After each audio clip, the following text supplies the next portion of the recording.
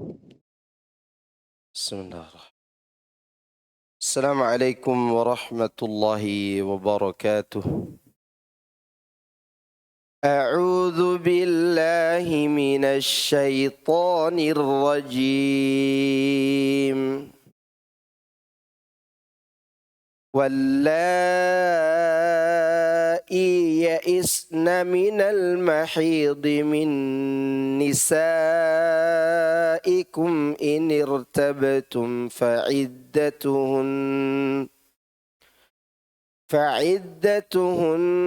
3 أشهر واللائي لم يحضن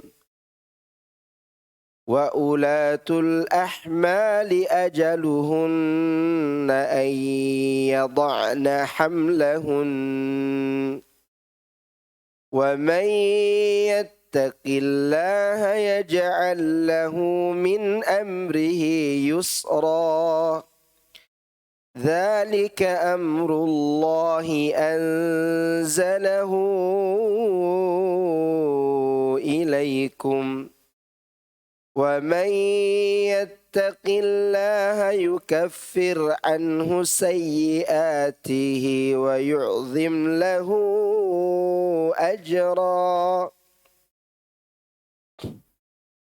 أسكنوهن من حيث سكنتم من وجدكم ولا تضاروهن لتضيقوا عليهن وإن كن أولات حمل فأنفقوا عليهن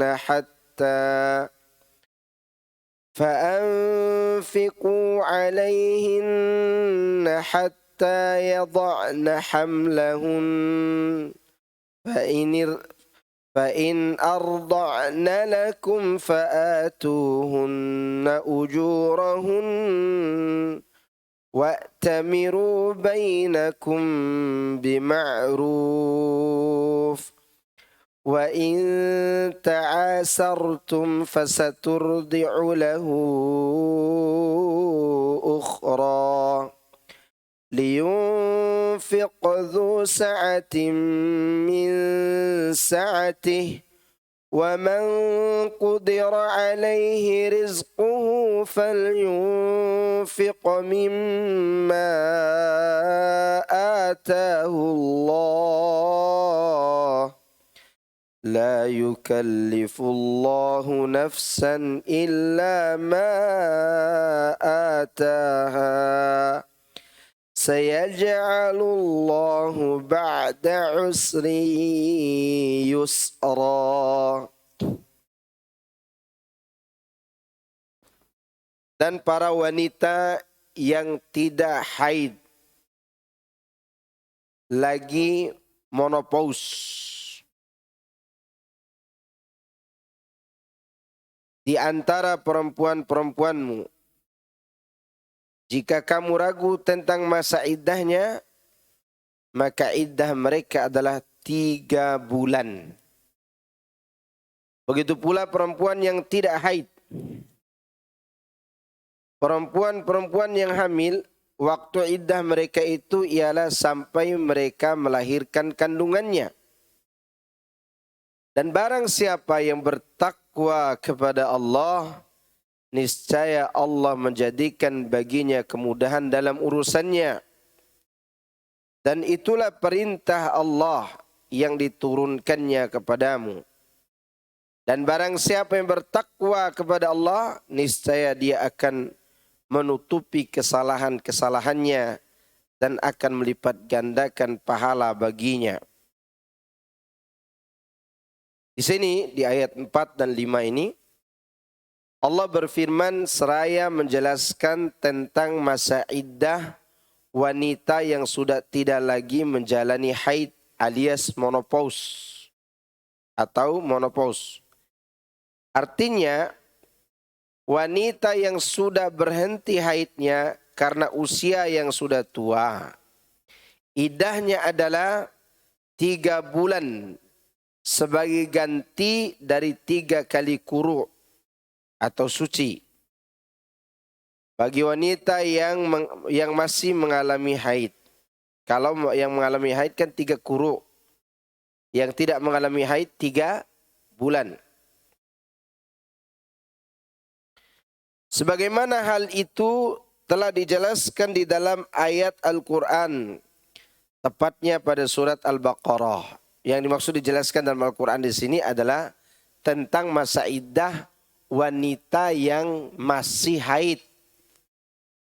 Fa'iddatuhunna thalathata quru. Ya. Masa iddahnya wanita yang normal, maksud normal di sini masih haid. 3 quru. Khilaf para ulama 3 quru itu berapa? 3 kali bersuci atau 3 kali haid? Apa bedanya? 3 kali suci dan 3 kali haid itu. Sekarang pertanyaan anak ajukan kepada antum. Haid bisa sebulan 2 kali. Oke, jawaban yang cukup, lumayan. Terus ada lagi.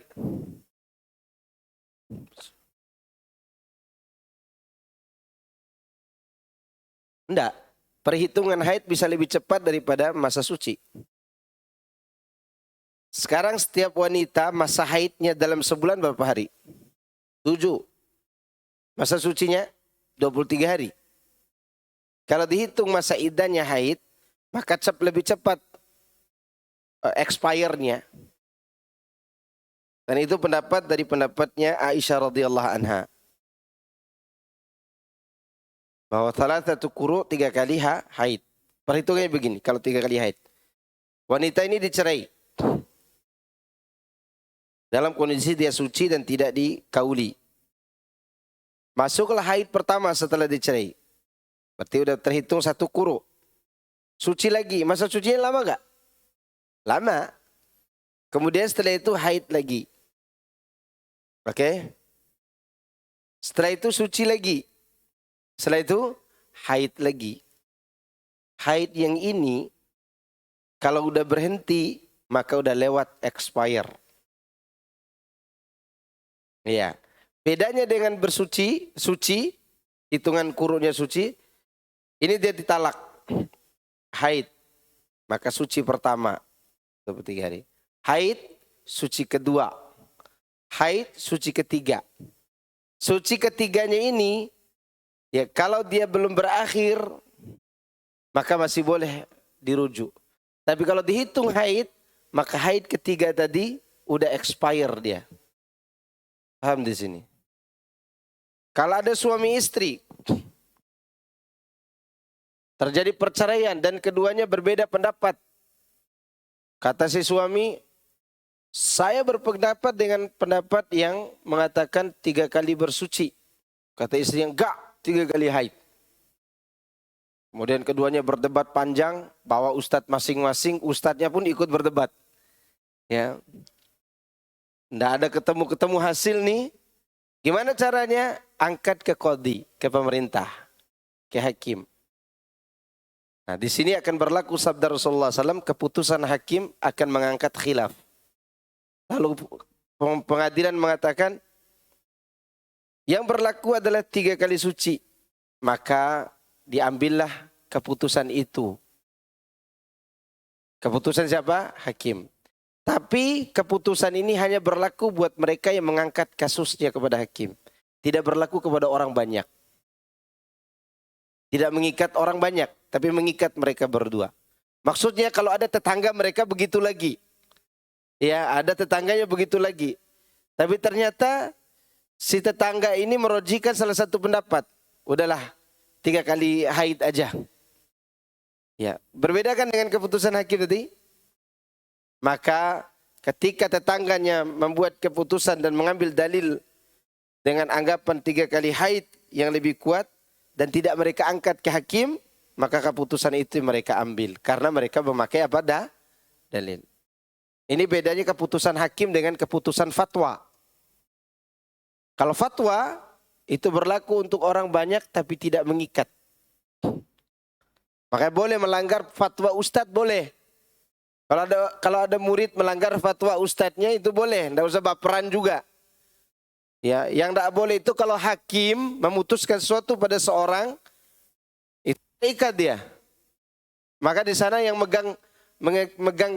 memegang hukum itu ada 3. Ada fatwa, yaitu untuk para ulama mujtahidin. Makanya para ulama dzhab itu kan berpindah-pindah pendapatnya, karena tidak terikat. Ada qadhi, keputusan hakim negara. Ada pemerintah. Nah, ini yang berlaku terikat untuk semua pemerintah, seperti Idul Fitri, Idul Adha, ya kan? Berlaku untuk orang tertentu, yaitu keputusan hakim. Kalian dengan pendapat ini kan akan diceraikan, kalian dengan pendapat ini akan dibeginikan dan seterusnya. Maka keputusan hakim yang diambil, bukan perbedaan pendapat lagi. Ya, jelas di sini. Itu yang kita harus pahami juga ke dalam masalah ini. Nanti kalau misalnya ada seorang bercerai dengan suaminya, mereka berbeda pendapat. Salah satu kuru itu apakah suci atau haid. Panjang perbedaannya, diangkat ke hakim, maka ambil keputusan hakim. Jelas di sini? Oke. Begitu cara kita belajar agama ini. Apalagi ini masalah menghalalkan yang haram, mengharamkan yang halal.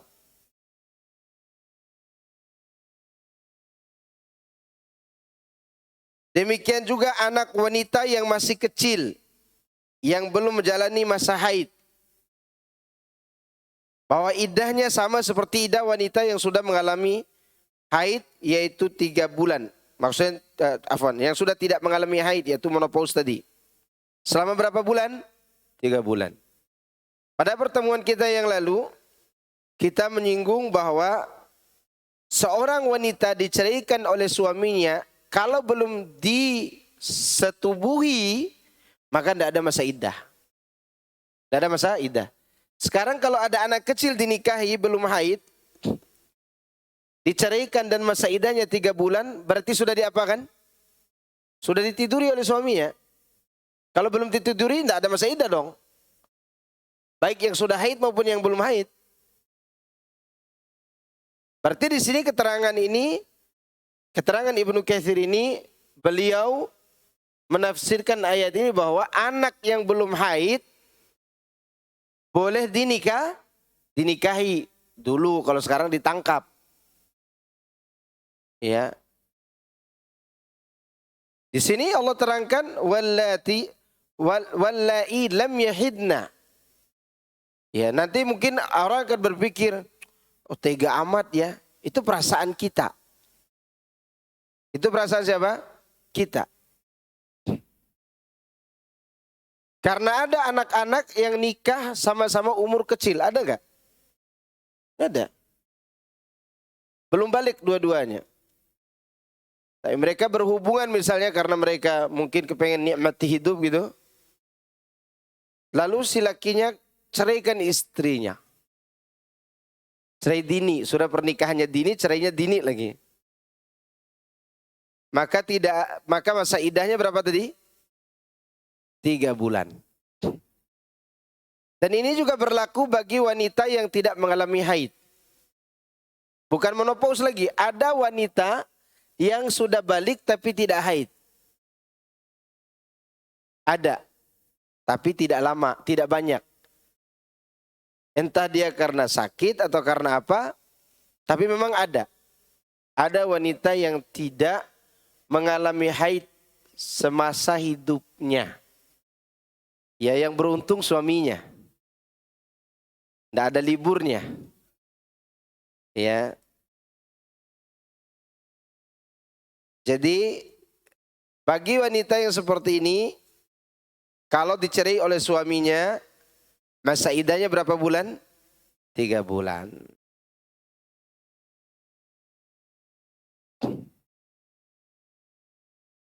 Maka itu Allah mengatakan wallai lam yahidn.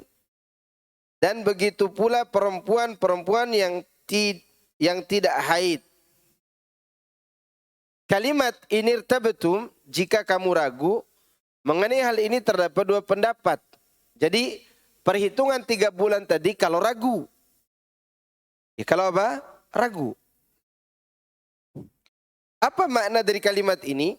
Pendapat pertama merupakan pendapat sekelompok ulama salaf. Seperti Mujahid, Az-Zuhri, Ibnu Zaid, yakni jika wanita-wanita itu melihat adanya darah, sedangkan kalian ragu apakah itu darah haid atau darah istihadhah.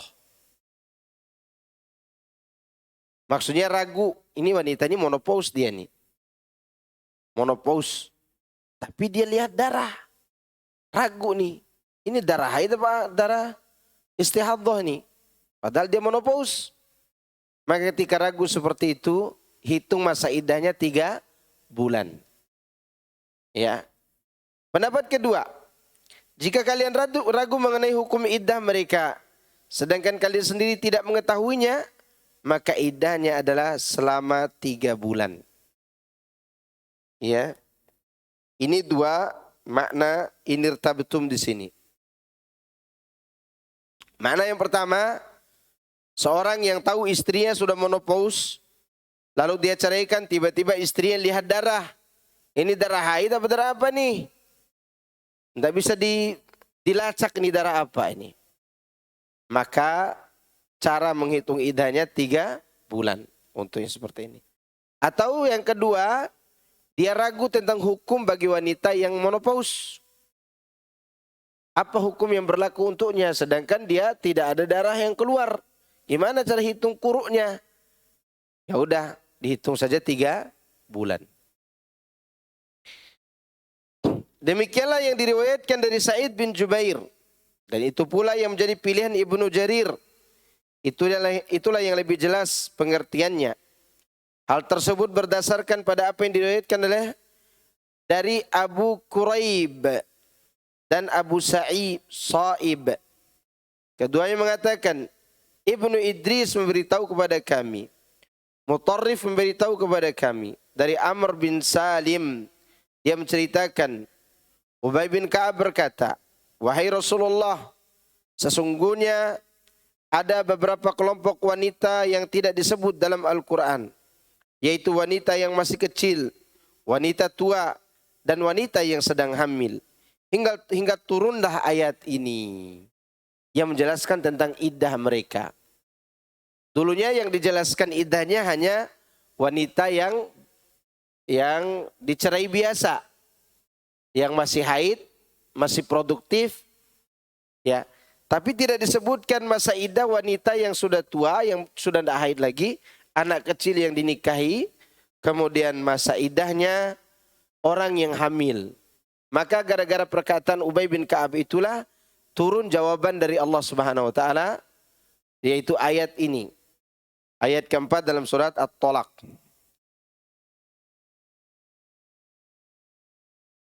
Kalimat wa ulatul ahmal ajaluhunna ayyada'na hamlahunna. Sedangkan perempuan-perempuan yang hamil, masa iddah mereka itu ialah sampai mereka melahirkan kandungannya. Makanya tidak boleh menceraikan istri setelah disetubuhi. Atau ditiduri lah bahasa kita. Karena belum jelas dia akan hamil atau tidak. Karena perhitungan iddahnya akan menyulitkan laki-laki ini nanti masa iddahnya. Ternyata dia hamil. Maka masa iddahnya berapa tadi? Sampai melahirkan.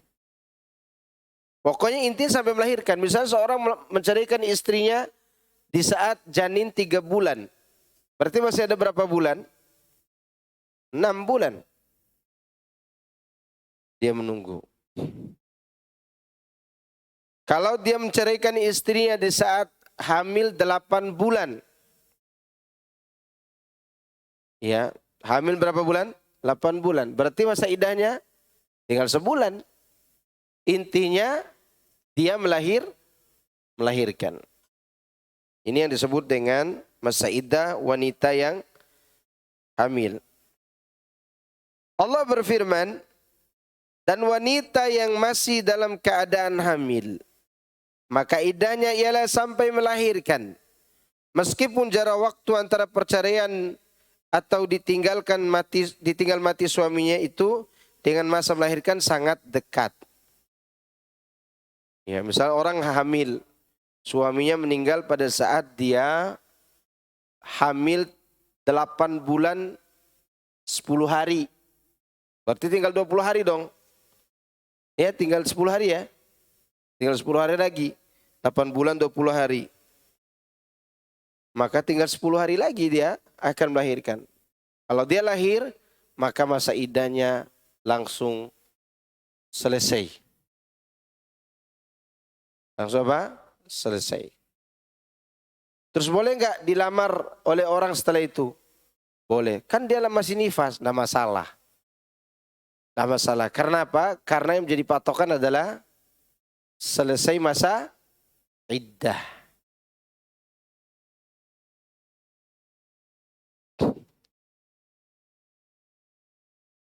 Ini mengenai masa iddah wanita hamil. Demikian itu menurut pendapat jumhur ulama dari kalangan salaf dan khalaf. Sebagaimana yang ditetapkan di dalam nas Al-Quran atau sunnah Rasulullah sallallahu alaihi wasallam.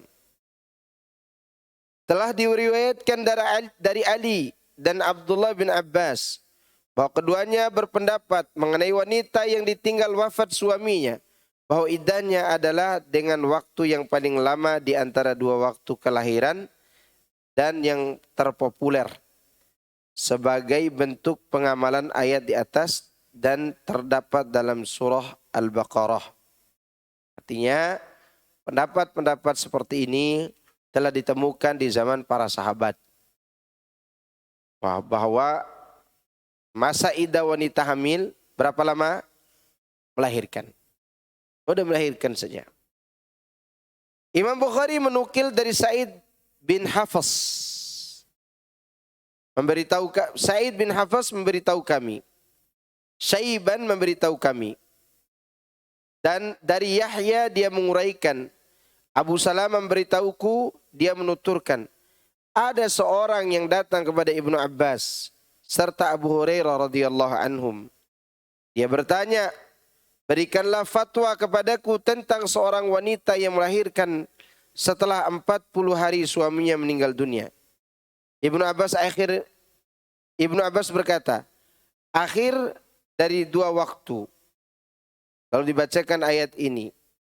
Wa ulatul ahmal ajaluhunna ayyada'na hamlahunna. Sedangkan Abu Hurairah berkata, aku bersama keponakanku yakni Abu Salamah. Ya, kemudian Ibnu Abbas mengirimkan budaknya yang bernama Quraib kepada Ummu Salamah untuk bertanya kepadanya. Lalu Ummu Salamah pun berkata, suami Subai'ah Al-Aslamiyah dibunuh sedang dia dalam keadaan hamil. Lalu dia melahirkan setelah 40 hari sesudah kematian suaminya. Lalu dia dilamar dan dinikahi oleh Rasulullah sallallahu alaihi wasallam. Abu Sanabil termasuk salah seorang yang melamarnya. Ya. Lalu dia dilamar dan dinikahi oleh Rasulullah sallallahu alaihi wasallam. Jadi Ummu Salamah itu ya dia melihat suami Subai'ah al-Aslami dibunuh. Ini menunjukkan boleh wanita yang selesai masa iddahnya yaitu melahirkan langsung dilamar orang boleh. Walaupun masa iddahnya 40 hari atau 20 hari tadi. Ya. Kalau normalnya wanita yang ditinggal mati suami berapa masa iddahnya? Iya. Ya, berapa rumah? 4 bulan 10 hari. 4 bulan 10 hari. Agak lama dia. Nah, suami yang ditinggal mati istrinya. Hah? Enggak ada seiddahnya. Nah, ini bapak-bapak nih tersenyum nih bapak-bapak. Nah, pertanyaan saya lagi. Ya, pertanyaan. Kapan suami itu dia menghitung masa iddah istri yang dia tinggalkan baru boleh dia nikah? Ulang. Kan biasa yang menghitung masa iddah siapa? Istri. Si suami ingin menikah lagi setelah cerai dengan istrinya. Namun secara syariat dia terhalangi sampai masa iddah istri yang dia ceraikan selesai. Kapan terjadi itu? Bagaimana keadaan dan kondisinya? Ini sudah, Enggak, ini kita tidak bicara hamil nih. Oh, oke, masa iddah anggap hamil gitu. Dia ceraikan istrinya nih. Seorang laki-laki biasanya kalau udah ceraikan istrinya, sehari setelah dia cerai, dia boleh nikah dengan siapapun. Sebelum cerai pun dia boleh poligami kan? Ya kan? Sekarang pertanyaannya, ada kondisi suami setelah cerai istrinya, dia ingin nikahi seseorang. Tetapi tidak boleh dia nikahi seorang tersebut sampai selesai masa iddah istrinya. Siapa seseorang itu? Apa? Iparnya. Atau bibi si istri. Ya enggak? Karena ada wanita yang umurnya dengan bibinya sama. Atau adiknya istri, kakaknya istri. Baru si laki-laki ini boleh menikahi. Ada iparnya atau iparnya. Atau bibi dari istrinya. Setelah selesai masa iddah. Istri yang dia ceraikan. Kenapa? Karena dalam masa iddah ini mereka masih status apa? Suami istri. Dan dalam Islam tidak boleh berpoligami saudari dengan saudarinya. Masih berlaku ketidakbolehan itu. Jelas? Sekarang enggak. Selingkuh dulu dengan iparnya, baru istrinya diceraikan, dinikahi pula. Ini udah zina di atas zina ini. Sebelum nikah dia selingkuh, setelah dihamili iparnya dinikahi dan nikahnya tidak sah. Nikahnya apa? Tidak sah. Yang normal saja tidak boleh, apalagi yang dizinahi dulu. Makanya Rasulullah katakan, alhamu al-maut. Ipar itu adalah kematian. Gitu. Udah jelas? Nanti kalau saya tanya lagi harus tahu dulu supaya naik kelas. Ya kan? Nah, ibu-ibu tadi bisa jawab, berarti ibu-ibu naik kelas. Hah? Boleh, kalau itu boleh. Tidak ada masa iddah istrinya kalau itu. Kan istrinya meninggal. Tapi kalau orang sini menggunakan perasaan. Kalau dulu enggak. Rasulullah SAW meninggal anaknya satu, kemudian kan itu istrinya Utsman. Ummu Kulthum atau Ruqayyah yang pertama, itu adalah lupa. Meninggal satu anaknya, anak perempuannya, lalu Utsman menikahi lagi saudari anak Rasulullah SAW, anak Rasulullah yang kedua. Makanya Utsman itu disebut Dzun Nurain. Dzun Nurain, pemilik dua cahaya. Itu dia menikahi dua anak Rasulullah SAW. Ketika meninggal satu, kemudian dia nikahi lagi. Nah, orang zaman sekarang menggunakan perasaan. Nggak tega amat, anak saya baru saja meninggal, lamar lagi adiknya gitu kan. Itu sinetron. Terlalu banyak nonton drama Korea itu. Maka bacanya sunnah, bukan drama. Ya. Sampai ada seorang yang gibahi apa? Menantunya. Jadi menantunya kan meninggal anaknya. Ya, terus si menantu ini menyukai lagi adik istrinya. Orang tua si mertua tidak terima. Tega amat ya, gitu kata dia. Seakan-akan ini adalah sebuah sinetron. Ini nikah. Orang datang mencari kesucian bukan cari muka gitu. Ini tidak benar. Kalau tidak suka aja, jangan digibahi lagi. Ya. Karena zaman Rasulullah SAW, Rasulullah sendiri pelakunya. Dan anak-anak beliau dengan Utsman bin Affan radhiyallahu anhu. Baik, sampai sini udah paham kan tadi? Siapa yang tidak boleh langsung dinikahi oleh laki-laki menceraikan istrinya? Iparnya atau bibinya. Tapi yang kandung. Kalau ipar sepupu tidak apa-apa. Ya, misalnya istri punya sepupu, ya dinikahi, tidak masalah. Ya, yang tidak boleh itu kalau kandung. Demikian juga bibi kandung, nggak boleh. Artinya adiknya bapak atau adiknya ibu atau saudara kandungnya ibu dan bapaknya wanita itu. Kita lanjut ya.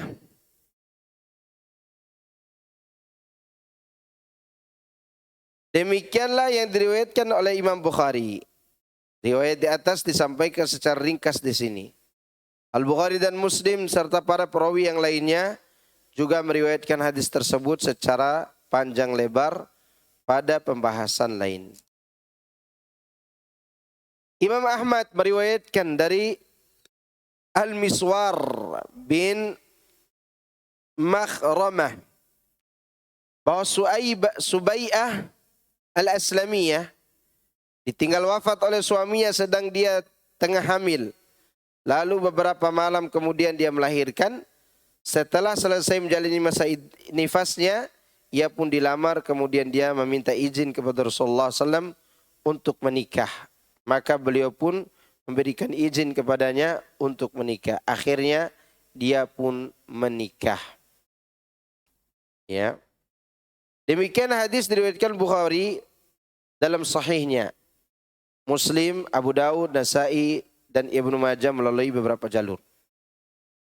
Sebagaimana Muslim bin Hajjaj meriwayatkan dari Ibnu Syihab, Ubaidillah bin Abdullah bin Ataba memberitahuku bahwa ayahnya pernah menulis surat kepada Umar bin Abdullah bin Al-Arqam Az-Zuhri. Dan dia menyuruhnya mendatangi Subai'ah binti Al-Harith Al-Aslamiyah untuk menanyakan peristiwa yang dialaminya dan apa yang dikatakan Rasulullah SAW kepadanya ketika dia minta fatwa dari beliau. Jadi di dalam riwayat yang pertama tadi Rasulullah melamarnya bukan untuk dirinya sendiri, tapi untuk orang lain.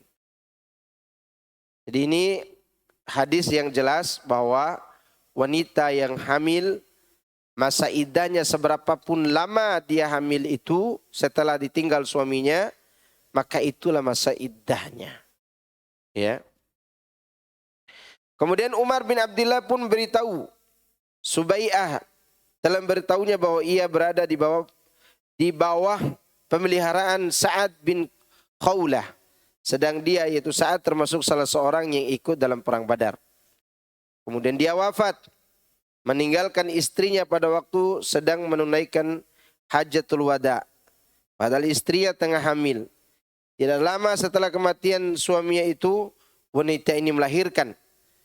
Sesudah selesai menjalani masa nifasnya, ia pun berdandan guna menyambut lamaran.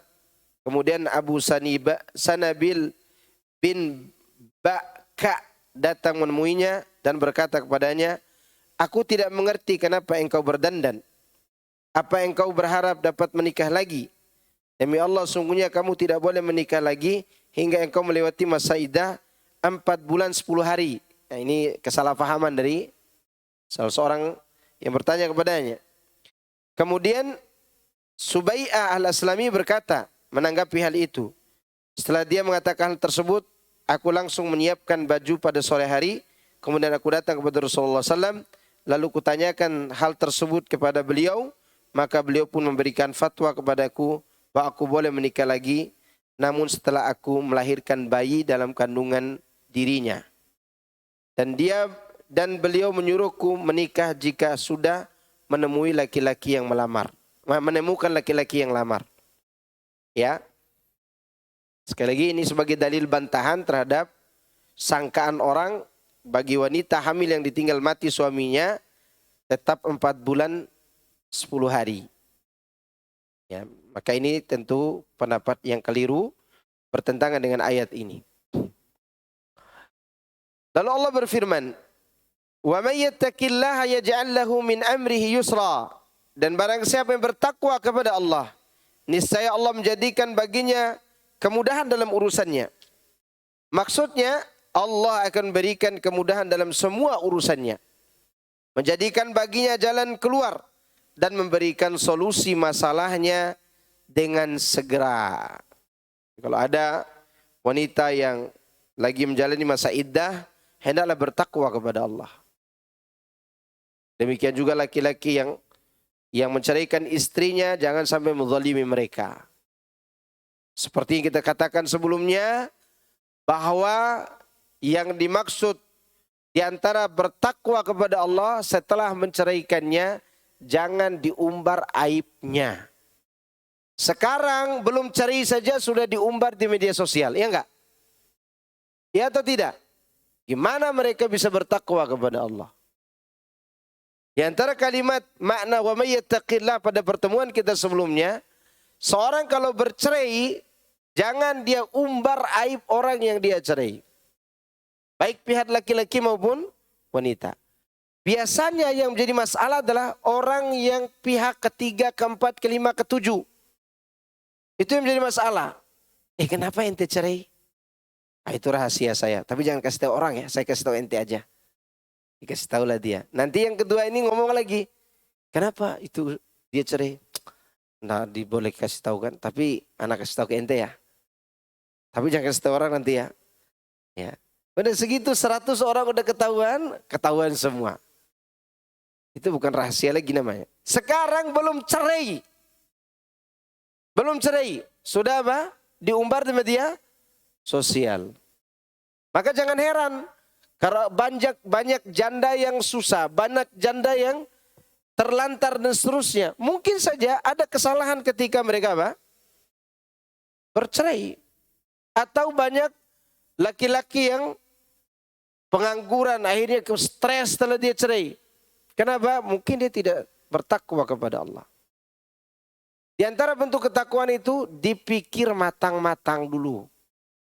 Kalau sudah dipikir matang-matang sampai normal pemikiran, apa saja efeknya, kemudian diputuskan cerai, maka itu termasuk bentuk ketakwaan kepada Allah Azza wa Jalla. Ada seorang sahabat dan Nabi SAW tidak menyuruh mereka cerai. Tidak menyuruhnya cerai. Seorang sahabat berkata kepada Nabi SAW. Nah, ini pelajaran buat kita. Ya kita tetap harus cemburu. Tapi kalau kita masih cinta sama istri kita, jangan main usir-usir aja. Ada seorang sahabat bertanya kepada Nabi SAW. Ya Rasulullah, inna mra'ati la tamna'u yada labisin. Ya Rasulullah, sungguhnya istriku, dia tidak menghindari sentuhan tangan laki-laki yang menentuhnya. Ini udah ada di zaman Nabi loh. Wanita muslimah yang tidak menjaga diri dari sentuhan laki-laki. Suaminya cemburu, maka dia tanya, apa yang harus lakukan?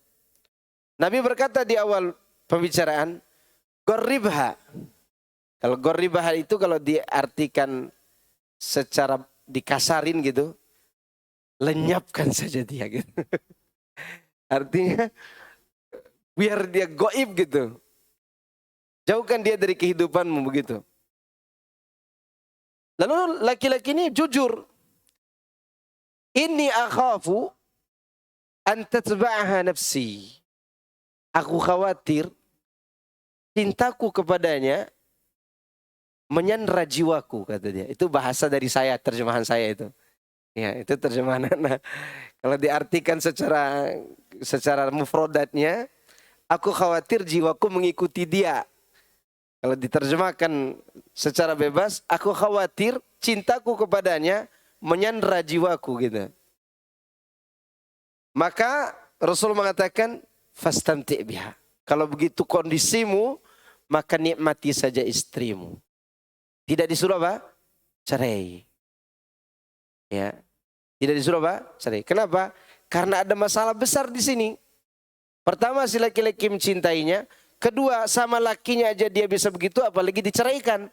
Bisa lagi dia akan berbuat lebih buruk. Maka jaga dengan cara itu. Terjaga saja dia tersentuh laki-laki, apalagi tidak terjaga. Faham di sini? Kalau antum belum faham, kita turun kelas lagi nih. Ya. Nah itu masalah cerai itu. Jadi harus dipikir matang-matang. Jangan cerai-cerai aja. Nah, kalau masalahnya adalah dari laki-laki. Kalau perempuan minta cerai, ya memang otaknya sepanjang ujung rambutnya. Ya udah jangan didengarin aja. Kamu cerai saja sama tembok. Kamu gitu, selesai. Kita jangan. Makanya tidak diberikan hak cerai itu di mana? Di istri. Kalau hak cerai diberikan kepada istri, kita sudah ditalak 7 sama istri kita. Maka kita bersyukur kepada Allah. Hak itu punya siapa? Kita. Punya kita. Nah, gitu. Maka disuruh oleh Allah, "Wa may yattaqillah yaj'al lahu min amrihi yusra." Jadi semua harus bertakwa kepada Allah. Bahkan Allah Subhanahu wa taala menyebutkan di antara cara bertakwa, "Wala tansawul fadla bainakum." Jangan kalian lupakan kebaikan yang pernah terjadi di antara kalian. Kalimat ini bisa motivasi untuk menyatu kembali atau tidak mengumbar aib setelah bercerai. Ya. Tapi ini mengenai takwa yang dimaksud dalam ayat ini, yaitu agar kita menjalani kehidupan ini dengan mudah. Jangan sampai kita ini selesai cerai membuat perbuatan-perbuatan yang dimurkai Allah, lalu Allah menyusahkan hidup kita. Dzalika amrullahi anzalahu ilaikum. Itulah perintah Allah yang diturunkannya kepada kalian. Yani hukum dan syariatnya. Maksudnya perkara talak dan iddah yang Allah turunkan kepada kalian melalui perantara Rasulullah sallallahu alaihi wasallam. Kemudian selanjutnya Allah katakan, "Wa may yattaqillah yukaffir anhu sayyi'atihi wa yu'zim lahu ajra." Dan barang siapa yang bertakwa kepada Allah, niscaya dia akan menghapus kesalahan-kesalahannya dan Allah akan melipat gandakan pahala baginya.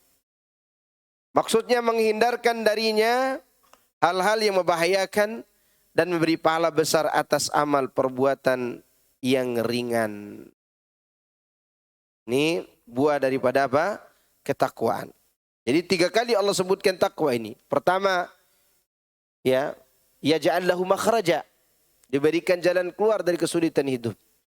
Kedua, diberikan kemudahan. Yaj'al lahu min amrihi yusra. Dalam perkara ini diberikan kemudahan. Kemudian ketiga, Allah janjikan yukaffir anhu sayyi'atihi wa yu'zim lahu ajra. Dijanjikan dihapus kesalahannya dan dilipat gandakan kebaikannya.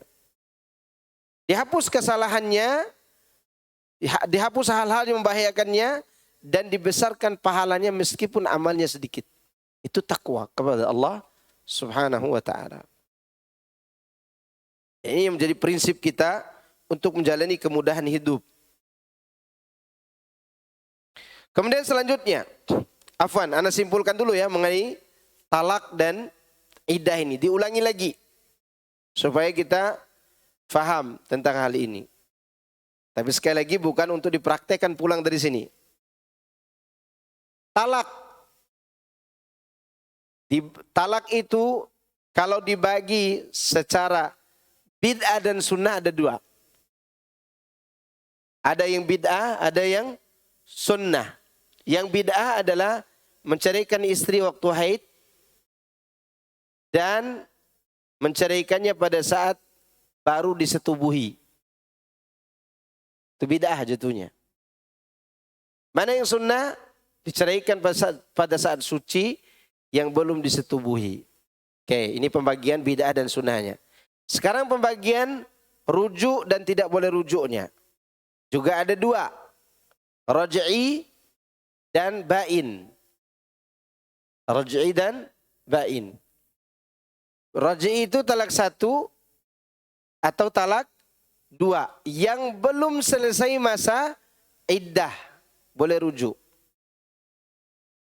Ya, nanti masa iddahnya kita bahas nanti. Boleh rujuk. Kemudian yang bain. Bain juga terbagi 2. Bain yang tidak boleh rujuk lagi terbagi jadi berapa? 2. Bain kubro dan bain sugro. Bain kubro talak 3. Kenapa dikatakan kubro? Karena tidak boleh dinikahi lagi setelah ditalak. Harus dia nikah dengan laki-laki lain, hidup rumah tangga normal, ternyata suaminya yang kedua menceraikan dia, boleh dia nikahi lagi setelah itu. Itu bain kubro. Dan yang kedua bain sugro. Bentuknya ada berapa macam bentuk yang sugro ini?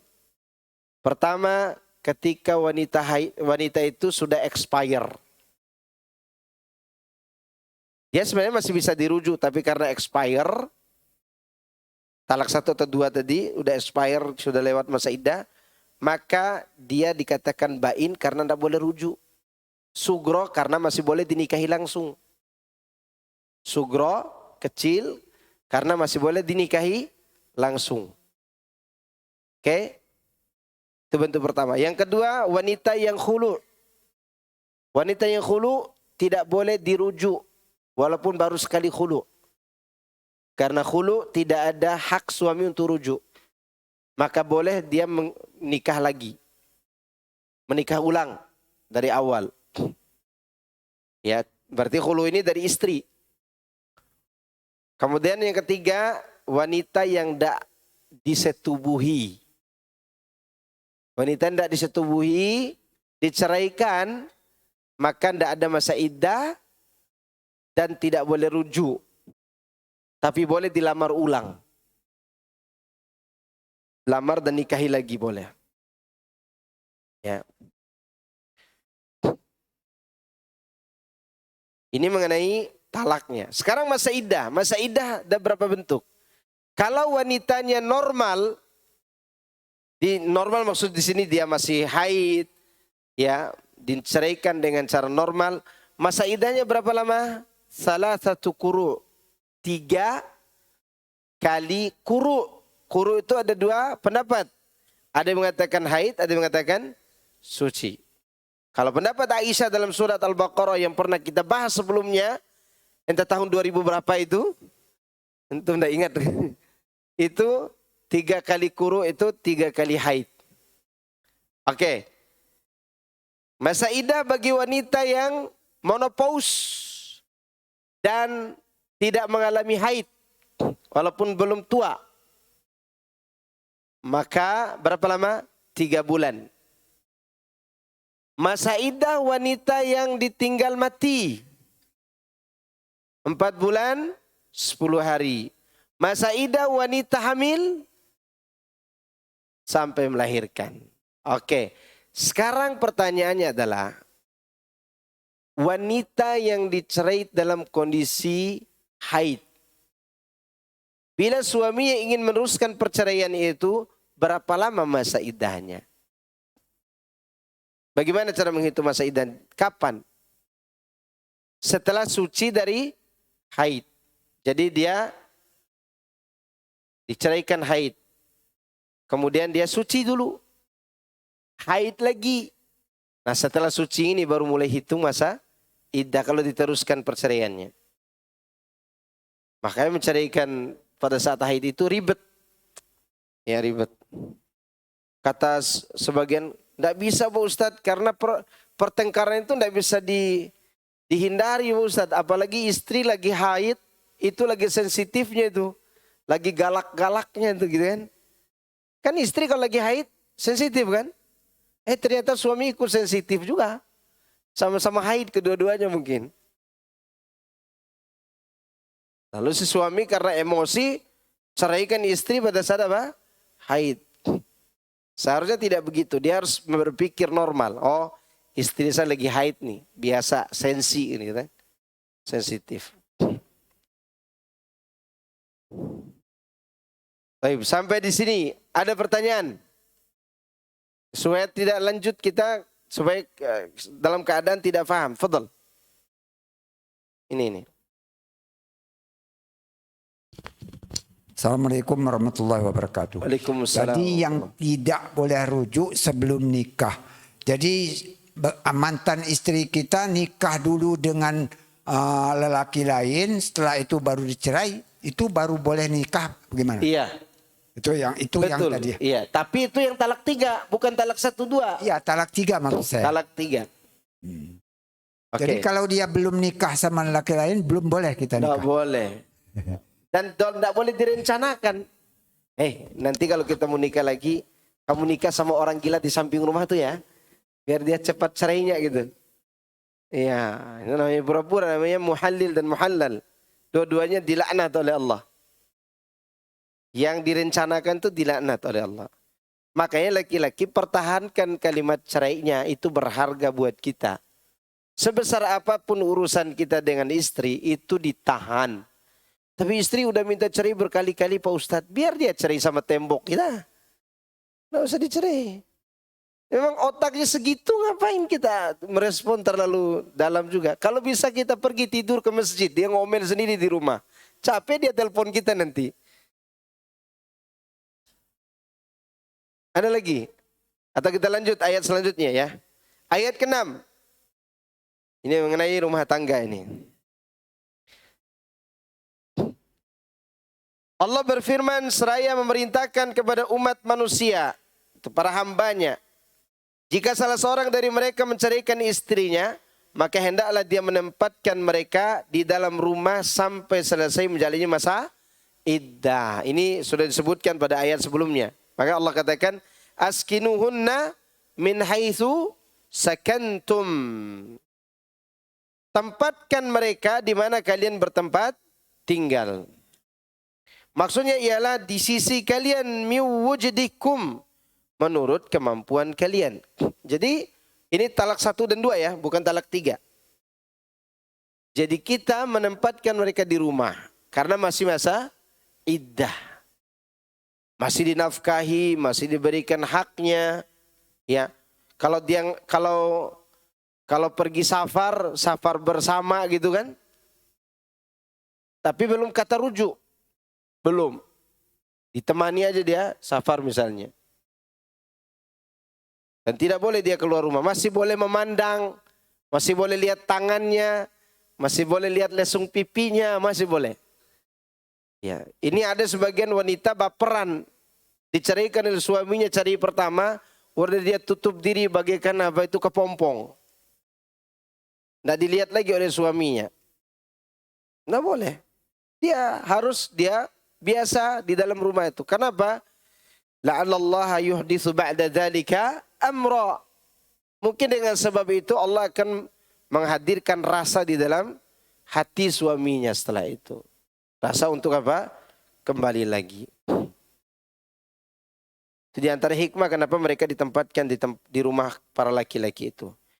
Yakni sesuai dengan kesanggupan diri kalian. Maksud miwujdikum, sesuai dengan kemampuan. Kalaupun kamu tidak punya tempat kecuali di samping rumahmu, maka tempatkanlah ia di sana. Wala tudarruhunna, jangan kalian menyusahkan para wanita itu untuk menyempitkan hati mereka. yakni menakutinya agar dia mau memberi tebusan dengan apa yang dimilikinya atau agar keluar dari rumahnya. Ini termasuk sebagian kezaliman para laki-laki di mana mereka berbuat zalim kepada istrinya, dia istrinya dipukul, dizalimi, tidak diberi nafkah. Lalu dia tidak ceraikan juga istrinya. Supaya apa? Supaya istrinya minta khulu agar dia kembalikan maharnya. Ya. Ini kezaliman dari para laki-laki. Atau ditakut-takuti. Wala tudarruhunna litudayyiqu alaihinna. Ats-Tsauri menceritakan dari Mansur dari Abu Duha, dia berkata, maksudnya adalah menceraikannya. Jangan kalian memudaratkan mereka, yakni jangan kalian menceraikannya jika tersisa 2 hari lagi dia akan merujuknya kembali. Ya, jika tersisa 2 hari lagi dia akan merujuknya kembali. Maksudnya menyempit, menyusahkan wanita itu. Jadi dia rujuk hanya sekadar rujuk supaya mudarat. Wanita ini supaya tidak mendapatkan kebebasan. Kalau dia tidak rujuk kan dia akan bebas. Tapi ini sengaja rujuk untuk apa? Untuk menyempitkan wanita itu. Diceraikan tidak. Diperlakukan dengan baik juga tidak. Apa tujuannya? Supaya si wanita menyerah minta cerai ke hakim. Supaya terjadi khulu dan mengembalikan apa? Mahar. Karena khulu itu wanita kalau dituntut oleh mantan suaminya mengembalikan mahar, dia harus kembalikan. Kecuali si mantan tidak menuntutnya. Saya suami pernah memberinya emas 20 gram atau 30 gram gitu. Lalu si suami ini benci banget dengan istrinya. Bagaimana supaya dia yang hulu agar dia kembalikan 30 gram emas itu. Maka seperti ini tidak boleh. Kalau dia sudah tidak suka, ceraikan saja. Jangan memudaratkan wanita. Demikian juga, tapi kalau si suaminya tidak minta kembali, maka itu halal buat wanita tadi. Saya istrinya minta khulu. Kemudian si suami mengatakan, sudahlah saya tidak akan minta kembali maharnya. Maka di saat itu tidak diberikan mahar itu kepada si suami. Tergantung daripada si laki-lakinya. Wa in kunna ulati hamlin. Dan jika mereka itu dalam keadaan yang sudah ditalak sedang hamil. Fa'anfiku alaihinna hatta yadha'na hamlahun. Maka berilah kepada mereka nafkahnya hingga mereka bersalin. Ya. Banyak ulama diantaranya Ibnu Abbas dan sekelompok ulama salaf serta beberapa kelompok dari ulama khalaf mengatakan bahwa hal itu berkenaan dengan wanita yang ditalak bain. Talak 3. Kalau tidak hamil nih. Berarti dia talaknya masih bisa rujuk. Ini talak bain, talak 3 dalam kondisi hamil. Apakah dia masih mendapatkan nafkah dari mantan suaminya? Jawabannya iya. Jawabannya iya. Jika dia ditalak dalam keadaan hamil, maka dia harus diberi nafkah sampai dia melahirkan. Dalam hal itu mereka berdalil bahwa wanita yang ditalak raj'i harus diberi nafkah. Baik dalam keadaan hamil maupun tidak. Kalau yang raj'i ya, yang talak 1 dan 2, itu tidak nunggu hamil kasih nafkahnya. Tetap wajib diberi apa? Nafkah. Ini yang talak 3, kalau dia tidak hamil, tidak wajib suami kasih nafkah. Tapi kalau kondisi hamil yang ditalak 3 ini, mantan suami tetap wajib beri nafkah. Sampai kapan? Sampai melahirkan. Sedangkan ulama lain berpendapat bahwa siak ayat secara keseluruhan berkenaan dengan talak raj'i. Sedang yang menaskan keharusan memberikan nafkah hanyalah kepada wanita yang tengah hamil. Meskipun dijatuhi talak raj'i saja. Ini pendapat kedua. Karena kehamilan itu seringkali memerlukan waktu yang panjang. Dengan demikian dibutuhkan ketetapan nas syariat yang mewajibkan pemberian nafkah sampai waktu melahirkan. Agar tidak ada anggapan bahwa diwajibkannya nafkah itu hanyalah sesuai dengan lamanya masa iddah. Ini pendapat. Kemudian para ulama berbeda pendapat ihwal apakah nafkah itu diberikan kepada pihak istri dengan perantaran kehamilan ataukah ia nafkah murni karena kehamilan itu sendiri. Mengenai hal tersebut terdapat 2 pendapat yang bersumber dari Imam Syafi'i dan juga selainnya. Dan darinya berkembang menjadi berbagai macam masalah yang disebutkan dalam ilmu cabang agama. Jadi di sini apakah dia diwajibkan memberi nafkah karena dia hamil? Maksudnya perantaran dia ada kandungan di dalam itu yang wajib dinafkahi, atau karena wanita itu berhak mendapatkan nafkah karena hamilnya. Karena di sini ada dua masalah. Diberi nafkah karena ada bayi si laki-laki di dalam perutnya itu. Berarti hak siapa nafkah tadi? Hak anak. Atau juga hak istri karena hamil. Jawabannya yang lebih ringan buat wanita, ya karena yang kedua ini. Dia juga wajib diberi apa? Nafkah.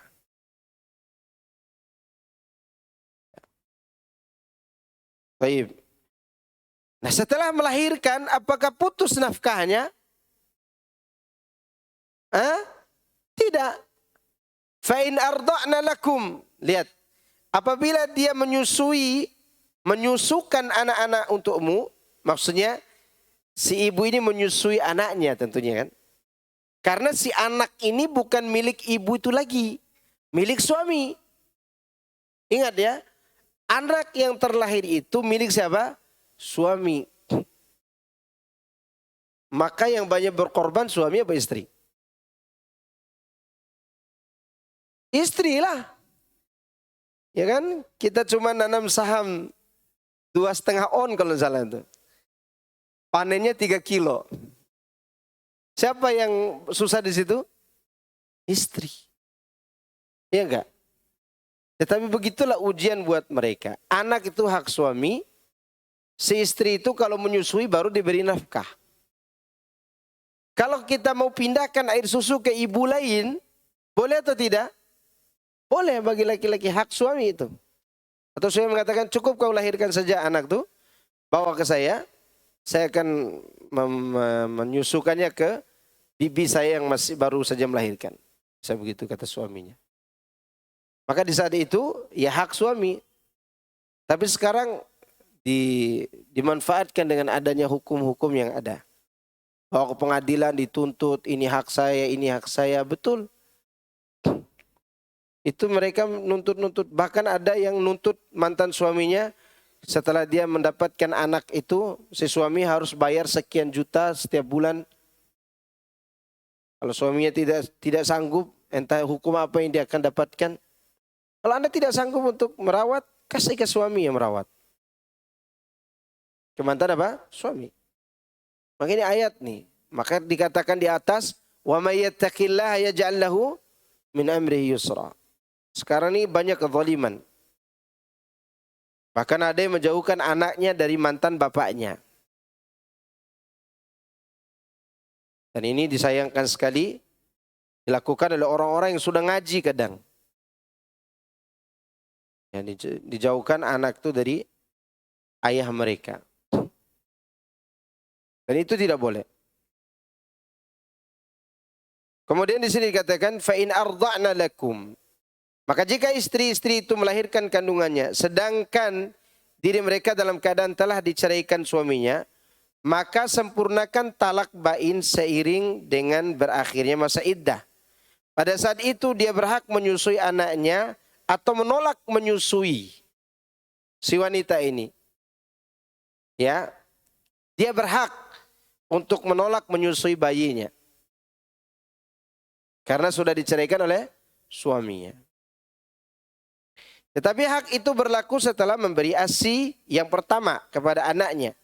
Yakni air susu ibu yang paling pertama keluar. Karena itu masih wajib bagi wanita. Kenapa ini dibahas? Karena wanita itu kalau dia tidak dicerai oleh suaminya dan dia masih mampu menyusui selama anak itu membutuhkan air susu, kemudian dia tidak memilih tidak menyusui, maka diazab oleh Allah wanita ini. Yang tidak diceraikan ya. Ada wanita dia melahirkan anak, dia ibu yang mungkin dia kerja atau apa gitu. Anaknya yang baru dia lahirkan berapa bulan itu dikasih terus susu botol. Sedangkan ASINya dia tidak kasih. Maka ibu seperti ini ancamannya di dalam kubur nanti digantung payudaranya dengan dicongkel pakai besi kait yang panas dari neraka. Kemudian dililit oleh api, oleh ular. Dan dipatok oleh ular payudaranya. Ditanya oleh Rasulullah SAW, kenapa dia ini waktu Rasulullah SAW Isra Mi'raj? Kemudian dijawab oleh malaikat, dia tidak mau menyusui anaknya karena menjaga kemontokan tubuhnya. Itu yang tidak dicerai. Tapi yang dicerai oleh suami, setelah dia melahirkan, nih wanita punya pilihan. Dia memilih untuk menyusui anaknya atau tidak, itu pilihan dia. Kalau dia tidak menyusui, maka dia tidak berdosa. Tapi kalau dia menyusui, maka si suami tetap wajib memberikannya nafkah. Ya, karena air susu itu datang dari apa yang dikonsumsi oleh emaknya, ibunya. Maka si laki-laki mantan suaminya tetap memberi nafkah walaupun sudah talak bain. Talak 3 tadi. Tetapi hak itu berlaku setelah memberi ASI pertama. Taib. Di mana seorang Arab biasanya tidak akan tumbuh kecuali setelah merasakan ASI yang pertama itu. Jika istri itu menyusui anaknya, maka ia berhak mendapatkan balasan yang setimpal. Dan dia juga berhak mengikat perjanjian melalui ayahnya atau walinya mengenai upah yang akan diberikan. Nah, istrinya boleh mengatakan, oke, setelah melahirkan, setelah menyusui pertama ini, saya akan terus menyusui anak kita lah gitu kan. Kalaupun kita tidak bahasakan anak kamu saja itu. Anak kita, tapi upah setiap bulannya 3 juta. Gimana? Gimana kalau 2 juta? Oke, kita ketemukan aja di tengah, 2,5 juta deh. Baik, kita setuju. Nah ini boleh. Boleh antara keduanya. Terus suami mengatakan, kalau begitu kenapa kita tidak nikah lagi? Enggak boleh. Karena sudah 3 kali kau ceraikan aku. Kata istrinya. Nah itu dia. Baik, kita lanjut. Jika istrinya itu menyusui anaknya, maka ia berhak mendapatkan balasan setimpal. Yaitu berupa upah yang disepakati tadi.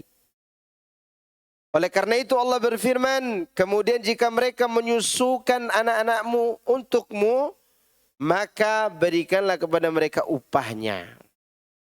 Wa'tamiru bainakum bima'ruf. Dan musyawarahkanlah di antara kalian segala sesuatu dengan baik. Maksudnya hendaklah semua urusan di antara kalian dapat dikelola secara baik tanpa harus membahayakan semua pihak. Dimusyawarahkan dulu. Berapa kemampuan kamu kasih nafkah ke saya supaya saya susui anakmu? Ya tadi 2,5 juta kata si suami. Nggak bisa nambah lagi. 50.000 aja. Nggak bisa. Udah 2,5 juta. Hitung semua. Ya. Ini yang dimaksud musyawarah. Ah ini ribut ibu-ibu. Apa ini? Oh ada cicak. Oke.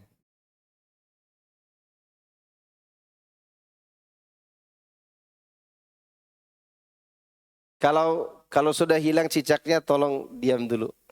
Oke, kita lanjutkan sedikit ya. Ini lagi seru-serunya ini. Baik. Fa in arda'na lakum fa'tuhunna ujurahunna. Itu sudah disebutkan tadi. Kemudian disuruh untuk apa? Bermusyawarah. Wala tudarra walidatun biwaladiha wala mauludun lahu biwaladihi. Ini fungsi daripada musyawarah itu. Agar jangan sampai ibu menderita kesengsaraan karena anaknya dan juga seorang ayah karena anaknya. Artinya jangan sampai orang yang menyusui yaitu si ibu merasa menderita karena tidak dinafkahi atau bapak yang memberikan nafkah menderita karena terlalu berlebihan permintaannya. Ya. Dan ini mungkin musyawarah kayak gini jarang terjadi di zaman ini.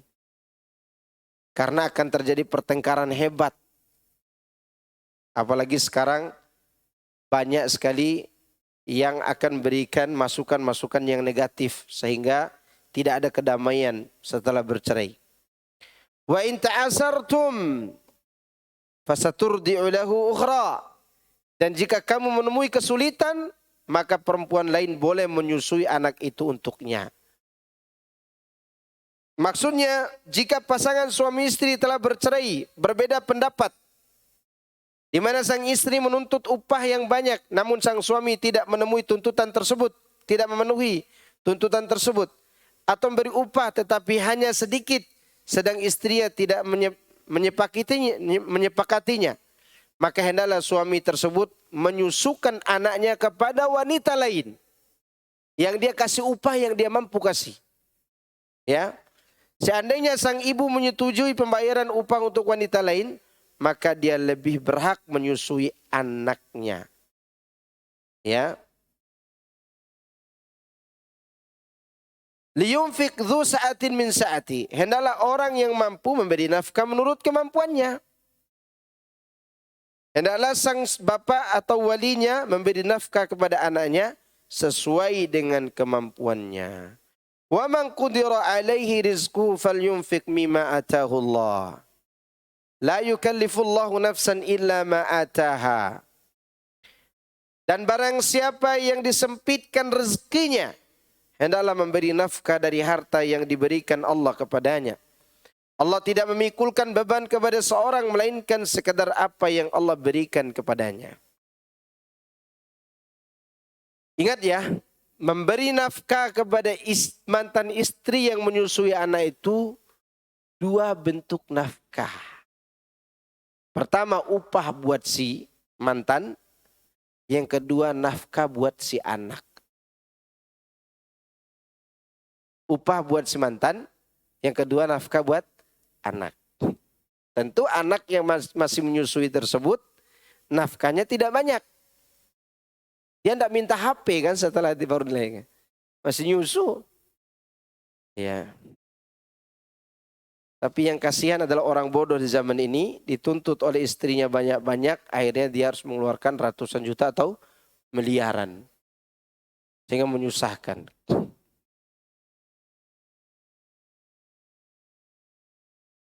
Diriwayatkan Ibnu Jarir dari Abu Sinan, dia menuturkan, Umar bin Khattab pernah menanyakan keadaan Abu Ubaidah, lantas dijawab, sungguhnya dia memakai pakaian yang tebal dan memakan makanan yang keras.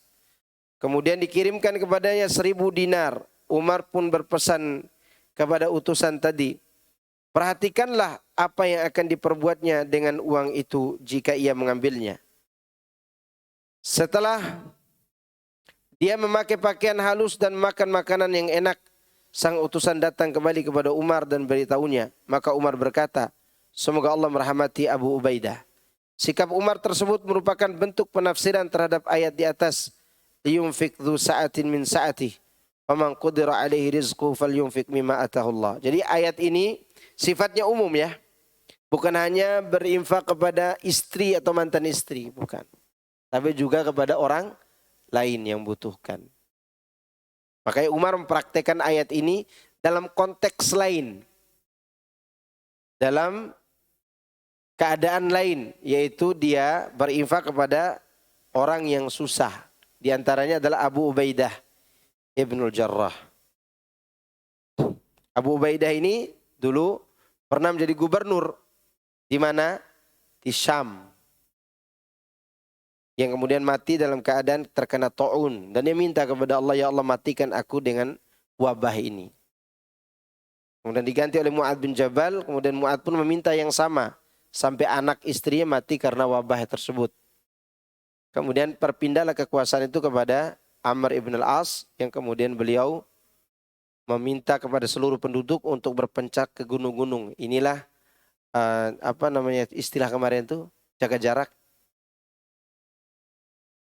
Social distancing. Ya, itu awal social distancing itu. Kejadian di zaman itu. Nah, Abu Ubaidah ini termasuk gubernur yang miskin. Gubernur yang miskin. Dia pakai pakaian kasar dan makanannya keras-keras. Umar mengirimkan pakaian halus untuknya dan memberikan makanan yang layak. Ingat, yang menerima infak zaman dulu bukan rakyat, tapi pimpinan daerah.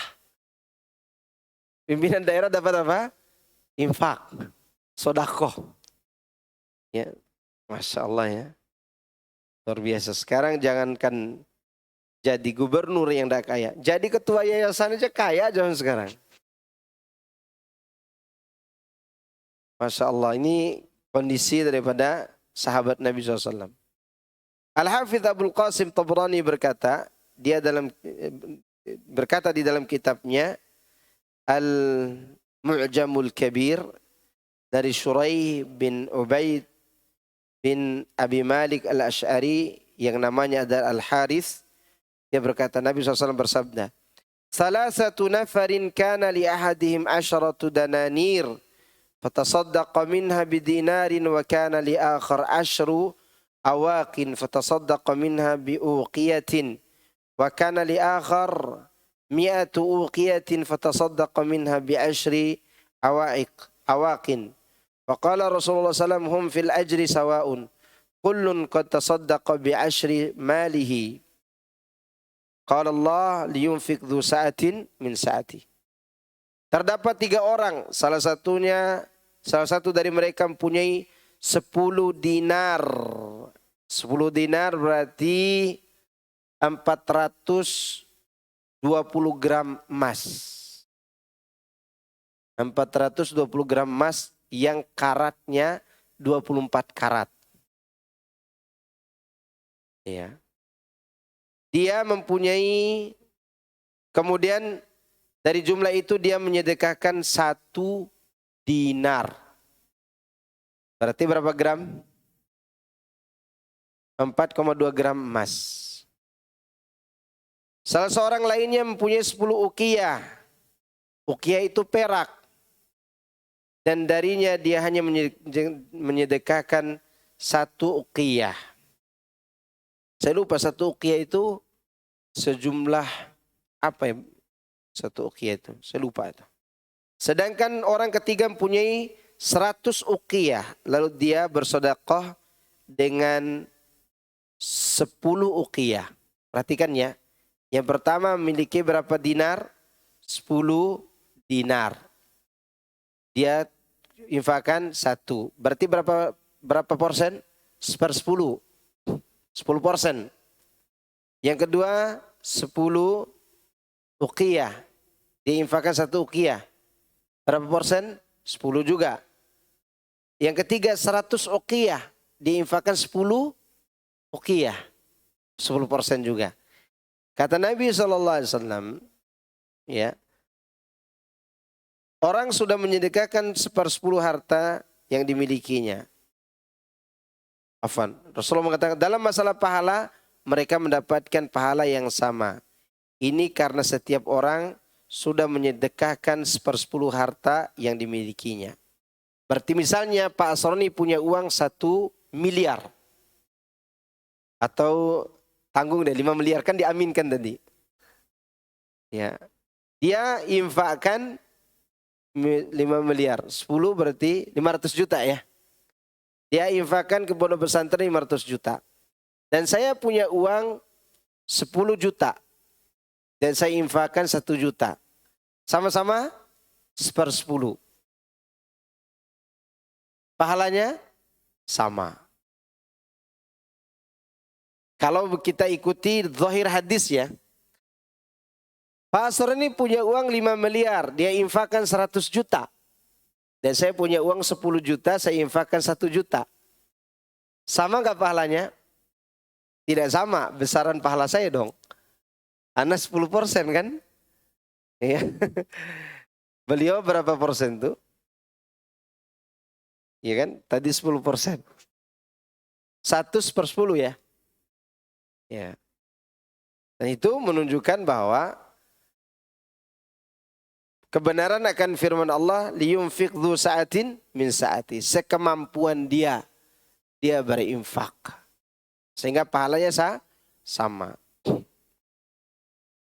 Maka kalau antum disuruh nyumbang masjid misalnya, ada orang nyumbang uang 1 miliar. Ternyata kekayaannya itu 2 triliun. Dan antum datang ke masjid nyumbang 10 juta. Uang yang antum punya hanya 120 juta. Antum minder. Wah 1 miliar. Ada artinya yang 10 juta. Dilihat jumlah nilai harta mereka berapa nih. 1 miliar dari 2 triliun berapa persen? Hitung, itu PR antum di rumah nanti. WA ana ya. Oke. Ini menunjukkan bahwa infak itu sekemampuan kita. Sayaj'alullahu ba'da usri yusra. Allah kelak akan berikan kelapangan sesudah kesempitan dengan syarat yang dibahas di atas diikutin. Ini yang kita bahas ini masalah berat, bukan masalah mudah. Masalah perasaan, masalah infak, masalah perceraian ini masalah berat. Berat untuk menjalani dengan baik. Maka Allah mengulangi wa may yattaqillah wa may yattaqillah wa may yattaqillah.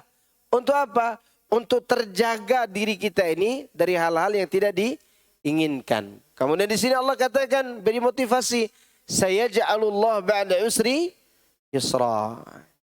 Ya. Demikian Allah Subhanahu wa taala. Dia berjanji, dia tidak akan menyalahi janjinya. Sebagaimana Allah berfirman, fa inna ma'al usri yusra. Sungguhnya sesudah kesulitan itu ada kemudahan. Sesungguhnya sesudah kesulitan itu ada kemudahan. Terkadang kesulitan itu kita tahu apa sulitnya, tapi kemudahan itu kita tidak tahu bagaimana bentuknya. Lihat di surat An-Nasr. Di situ Allah katakan kesulitan menggunakan alif lam. Fa inna ma'al usri. Ada alif lamnya. Itu dalam bahasa Arab fungsinya alif lam lil ma'rifah. Alif lam untuk sesuatu yang sudah ditahu. Contoh, kesusahan orang yang bercerai apa? Udah ditahu nggak? Tahu cerainya. Kesulitan dia nafkahnya nanti itu sudah ditahu. Tapi jika dia jaga diri, Allah janji akan datangkan kemudahan. Kemudahannya belum tahu apa bentuknya. Belum tahu apa bentuknya. Karena Allah tidak gunakan alif lam. Fa inna ma'al usri yusra. Ada alif lam nggak itu? Dalam bahasa Arab ini namanya kalimat nakirah. Nakirah itu yang belum dikenal. Yang bentuknya apa saja kemudahan itu. Ya. Entah dimudahkan dapat pekerjaan lagi, dimudahkan usaha, dimudahkan apa saja Allah mudahkan. Ya karena Allah Subhanahu wa taala tidak pernah menyalahi apa? Janji. Tapi saya kira cukup pembahasan kita di siang hari ini. Dan semoga ini bermanfaat bagi diri saya dan antum semuanya. Dan semoga Allah Subhanahu wa taala memberikan kelanggengan dalam hidup rumah tangga kita sampai kita ke surga. Semoga Allah Subhanahu wa taala menjadikan kita orang yang bertakwa di dalam menjalani kehidupan ini. Nah, Masya Allah.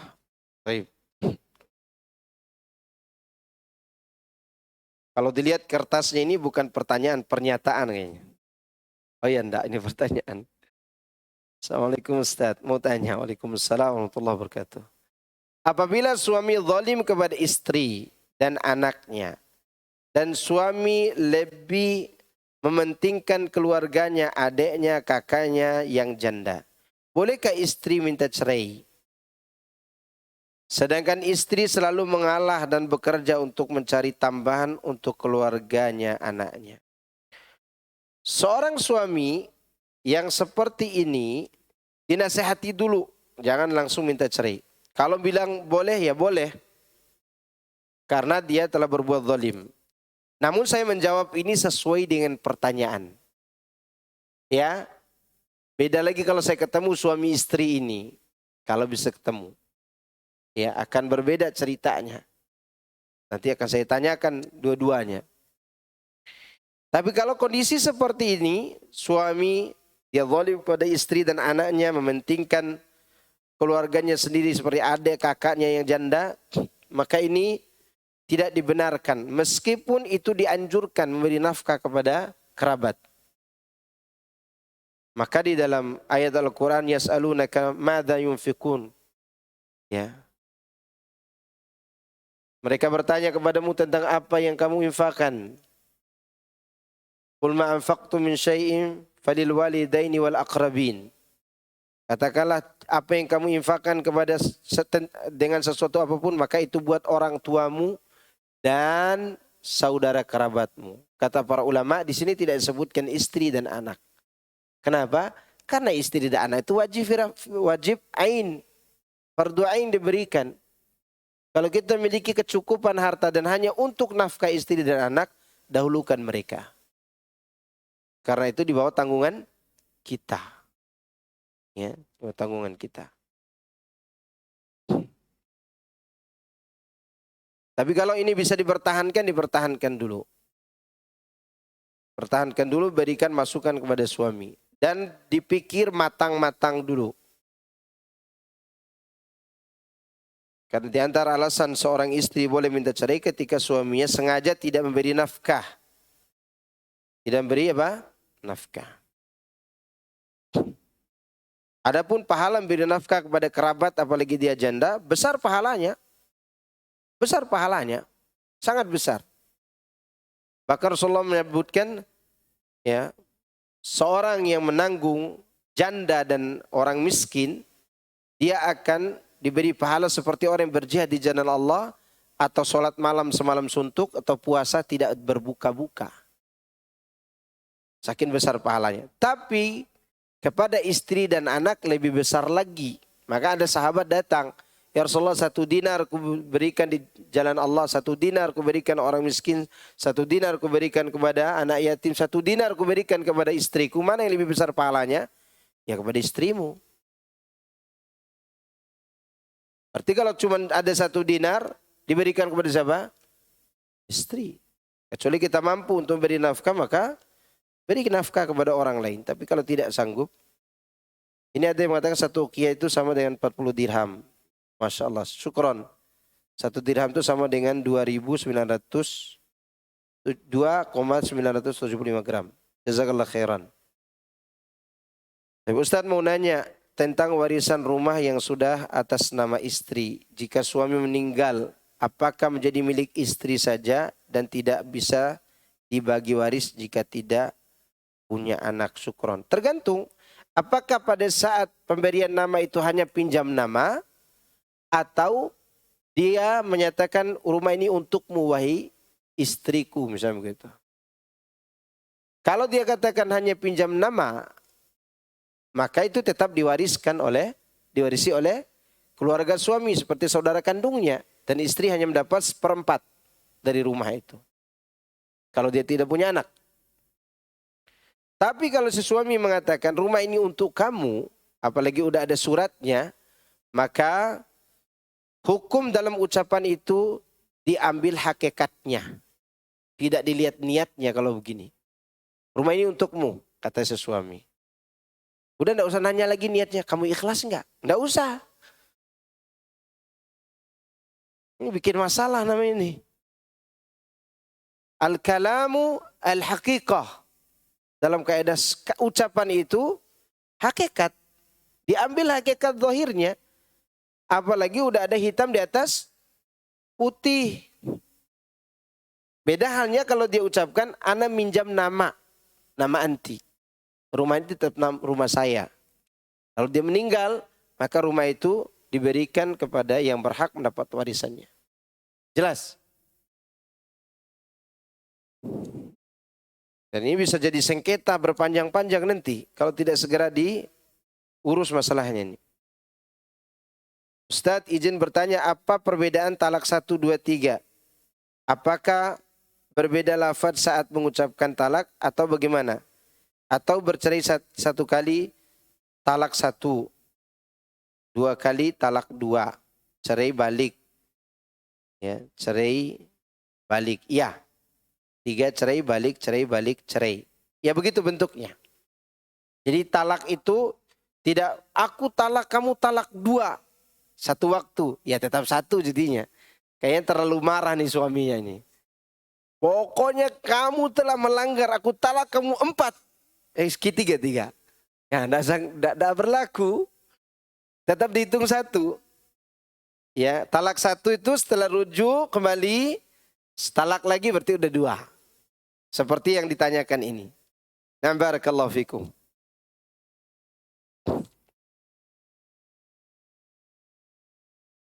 Assalamualaikum Ustaz. Waalaikumsalam warahmatullah. Apakah istri yang suka melanggar perintah suaminya termasuk nusuz? Iya. Maka istri jangan terlalu banyak melanggar perintah suami. Ingat ya, suami itu kalau dia laki-laki baik nih. Cukup Anda lakukan dua hal pada dirinya, dia akan berbuat baik kepada Anda. Apa dua hal itu? Hormati dia, taati perintahnya. Ada cukup. Tidak usah Anda pergi keluar rumah, datang bawa uang 1 juta, 2 juta, itu tidak membahagiakan. Yang buat laki-laki baik itu bahagia, istrinya menghormati dia, mentaati dia, itu sudah cukup. Cukup. Lebih dari cukup itu. Maka seorang ibu menasihati anak perempuannya yang hendak menikah, apa kata dia kepada anaknya, wahai anakku, jadilah engkau dayangnya, niscaya suamimu akan menjadi budak bagimu. Wanita zaman sekarang kenapa dia tidak dapat hak cinta kasih sayang yang baik dari suaminya? Terkadang dianya pandai mendebat. Pandai apa? Mendebat. Jadi si istri tidak boleh membantah suami kecuali dia perintahkan pada perkara yang haram. Istriku sayang, yang cantiknya seperti keturunan rembulan, kata suaminya. Iya, AA, kata suami. Tolong berikan rokok di warung sebelah. Enggak, kata istrinya. Ini, ya, ditolak kalau yang itu. Itu karena maksiat. Tapi kalau dia memanggil untuk sesuatu yang tidak melanggar syariat, hatta anti lagi puasa sunnah, tinggal 2 jam lagi mau berbuka Pak Ustadz, dia minta layani. Padahal istrinya udah puasa dari sore sampai jam 5, dari pagi sampai jam 5 sore. Suami pulang dari kantor, entah dia ketemu bencong mungkin di jalan, ya. Kemudian dia pulang kepengen dilayani, wajib dia layani. Ya, dan ini termasuk mentaati apa? Perintah. Lagi puasa sunnah, tidak tanggung-tanggung, layani. Lebih besar pahala layani suami daripada lanjutin puasa. Kenapa? Puasa hukumnya sunnah waktu itu. Ini bukan puasa wajib ya, ini puasa sunnah. Sedangkan melayani suami, wajib. Terus istri berkata, tidak boleh bang, kenapa? Lagi haid. Kan puasa, gimana kau haid? Berarti kau bohong juga ini. Bohong. Layani, itu karena wajib untuk ditaati. Bahkan Rasulullah SAW mengatakan jika seorang wanita sudah naik ke punggung onta, ada kebutuhan nih. Suaminya minta masuk lagi ke kamar, wajib dia turun. Turun. Ya. Udah naik motor nih tanggung, turun, standarin motor tuh. Maka seorang wanita selama tidak diperintah kepada maksiat dan dia masih sanggup, ingat ya masih sanggup. Beda kalau dia capek, dia letih, seharian dia urus anak, seharian dia urus rumah. Yang kalau kita ngurus itu kita bisa pusing 7 keliling tuh. Maka di saat itu dia boleh berikan uzur dan alasan. Ada seorang istri sudah tidak suka sama suaminya. Lalu dengan sengaja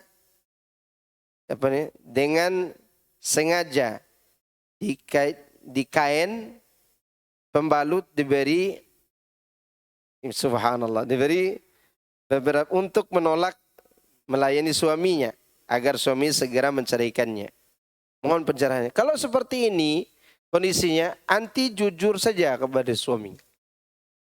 Ya, beritahu kepada dia bahwa aku tidak cinta sama Anda lagi. Masalahnya tidak cintanya setelah berlalu 15 tahun pernikahan, ajib. Kayaknya ini kena sihir nih wanita ini. Ya, seharusnya yang seperti ini coba diperhatikan kembali. Kecuali memang dari awal seperti istrinya Zaid bin Harithah. Yang dia anak angkat Nabi SAW. Dinikahkan dengan salah seorang wanita dari Yahudi yang anak anak seorang konglomerat lah gitu ya, orang terpengaruh. Misal Sofia namanya, yang Yahudi itu. Kemudian dia tidak suka, maka Rasulullah SAW menyuruh Zaid bin Haritha mencarikannya. Kemudian setelah itu dia nikah dengan Nabi SAW. Mantan anak angkatnya dinikahi oleh Nabi SAW dan itu boleh. Tapi kalau yang seperti ini udah lama nikah, masa sih tidak cinta di tengah jalan? Mungkin karena ada hal-hal yang mungkin dilakukan oleh suami, mungkin itu yang buat dia tidak cinta. Maka cari tahu dulu alasan yang lain supaya bisa khulu. Jangan bikin darah palsu. Ya. Assalamualaikum warahmatullahi wabarakatuh. Ustaz. Mau nanya, apa yang harus dilakukan untuk seorang ibu yang tidak mau menyusui anaknya agar dia mendapatkan ampunan dari Allah? Dia bertaubat kepada Allah dengan taubat nasuha. Kalau dia pernah melakukan itu dulunya, dia bertaubat kepada Allah. Karena ini dosa besar. Dimasukkan di dalam kitab. Nanti sudah diterjemahkan kitabnya, Kutaib kecil. Kubur yang menanti. Warnanya merah cetakan lamanya. Di situ dibahas di antara sebab diadabnya seorang wanita di kubur. Karena sengaja tidak mau menyusui anaknya. Dan itu dosa besar. Maka agar dia selamat dari adab itu, sekarang bertaubat dengan taubat nasuha. Minta ampun kepada Allah Azza wa Jalla. Ustaz, saya mau tanya. Kalau wanita ditinggal mati masa iddah 4 bulan 10 hari dalam keadaan masa iddah, boleh tidak keluar rumah untuk mencari nafkah atau mencari ilmu? Para ulama menyebutkan yang tidak boleh baginya keluar rumah kalau menginap di luar. Misal dia nginap ke rumah orang tuanya, nginap ke rumah saudaranya, itu tidak boleh. Kalau dia keluar untuk kebutuhan boleh. Yang tidak boleh itu adalah kalau nginap. Apa itu? Nginap. Ya. Assalamualaikum Ustaz. Waalaikumsalam. Kalau sudah pernah 2 kali talak, lalu yang ketiga kali bukan talak dari suami tapi khulu dari istri, apakah cerai yang ketiga tersebut termasuk bain kubra? Apakah mereka boleh menikah lagi? Menurut pendapat yang rajih dan insya Allah ini pendapat yang terpilih, dia tidak sama dengan talak bain kubra. Ini jatuhnya talak baik sugro. Boleh dia menikah lagi setelah itu. Boleh dia menikah lagi setelah itu. Hitungan bulan masa iddah apakah bulan hijrah? Nah, bulan hijrah, bulan hijriyah. Bulan qamariyah. Atau hijriyah kalau setelah hijrah. Apa hukum istri yang keluar rumah bila ditalak? Hukumnya tidak boleh. Tidak boleh. Sampai diizinkan oleh suaminya. Diizinkan suaminya. Sampai selesai masa iddah. Apakah ada hadis pahala hamil, melahirkan, dan menyusui? Tidak bisa saya jelaskan sekarang. Wallahu a'lam yang terakhir. Kalau secara umum banyak hadisnya. Banyak pahalanya maksudnya. Tapi hadis secara khusus nanti saya akan carikan dulu. Barakallahu fikum. Baik, sudah cukup? Siapa yang menanya? Antum? Assalamualaikum Pak Ustadz. Kalau para istri kita kan masuk surga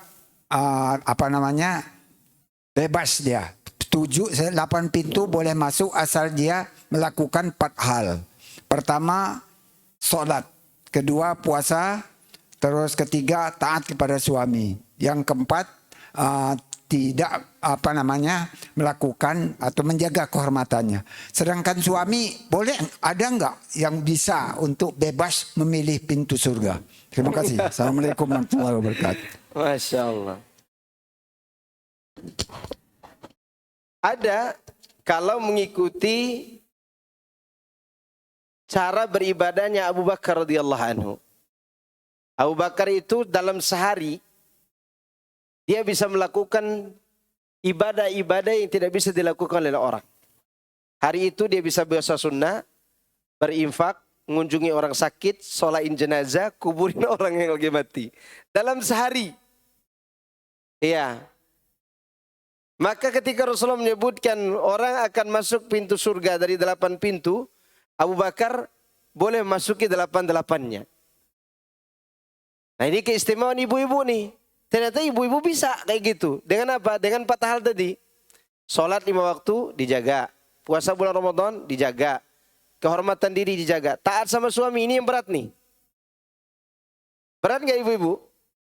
Berat. Kenapa? Suami dilihat setiap harinya, bulu keteknya dilihat. Ya dakinya dilihat. Pokoknya kekurangan dilihat. Sulit mentaati orang yang dilihat apa? Kekurangannya. Tapi ada wanita yang istimewa, dia tetap taat sama suaminya. Kenapa? Ada 8 pintu yang menantinya. Dia boleh milih mana saja. Itu wanita. Taib. Bapak yang di belakang. Terima kasih Ustaz. Ada 2 pertanyaan yang ingin saya tanyakan. Pertama Ustaz, ada sebuah hadis yang artinya adalah permudah nikah dan persulit talak. Apakah ini benar hadisnya? Kalau Baru tahu sekarang Ana. Permudah nikah, persulit talak. Hadisnya saya belum tahu apakah itu hadisnya ada atau tidak, sahih atau tidak. Dari kitab apa? Biar saya cerita. Gak tahu juga. nggak tahu. Nanti saya carikan insya Allah. Kemudian yang kedua Ustaz, terakhir Ustaz, kan Ustaz jelaskan bahwa Rasulullah ada 3 orang yang salah satu berinfak 10 memiliki 10 dinar, berinfak 1 dinar, 1/10. ya 1/10-nya dan lain sebagainya. Bagaimana dengan kaitan Rasulullah yang menyatakan bahwa ini ummati ummi lanak tubuhu walanak sabuh. Berarti kan ini seolah-olah bertentangan Ustaz. Karena di hadis ini Rasulullah menjelaskan bahwa orang punya 10 dinar, dia berinfak 1 dinar, kemudian punya 10 uqyah, berinfak dengan 1 uqyah, 1 uqyah. kemudian 100 uqyah, dia berinfak dengan 10 10 uqyah. uqyah. Terus hadis Ini yang kan tadi, bagaimana ini? Apakah nggak bertentangan bahwa makna dia itu hadis tadi apa? Tadi ulangi. ini umati umi lanak tubuhu walanak sabuh.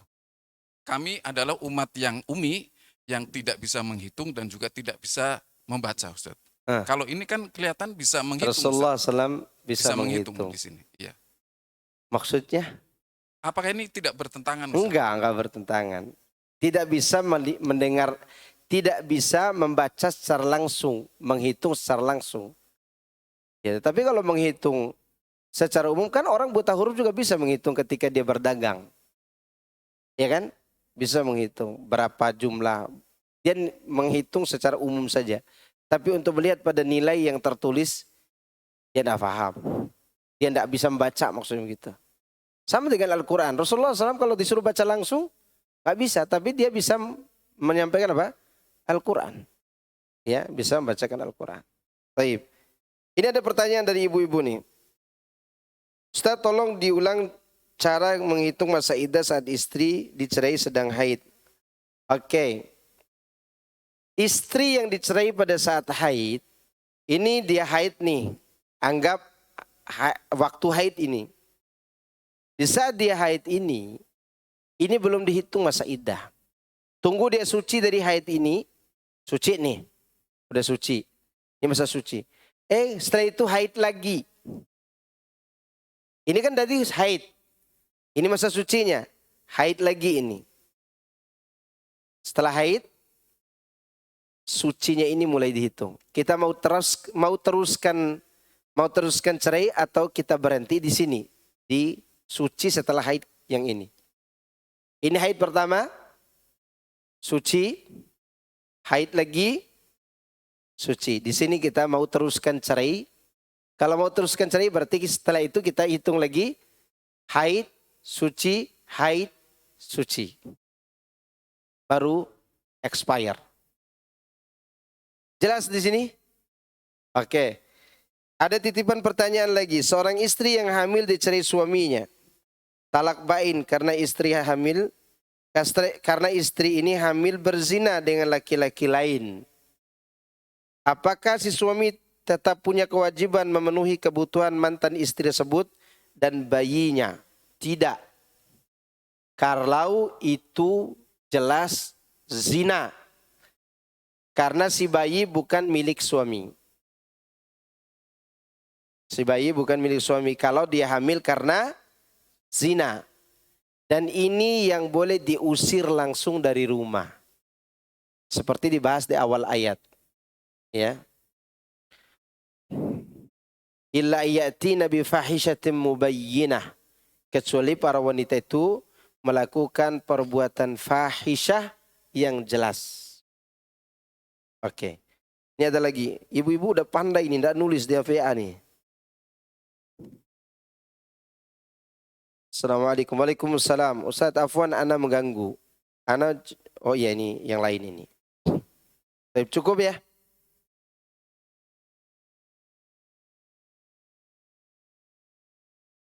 Kalau dia tidak punya bukti dan wanitanya ngaku dan ada ini bukti kehamilan, ini bukti sudah ini. Dia mengatakan saya berzina, maka udah dipegang dengan itu.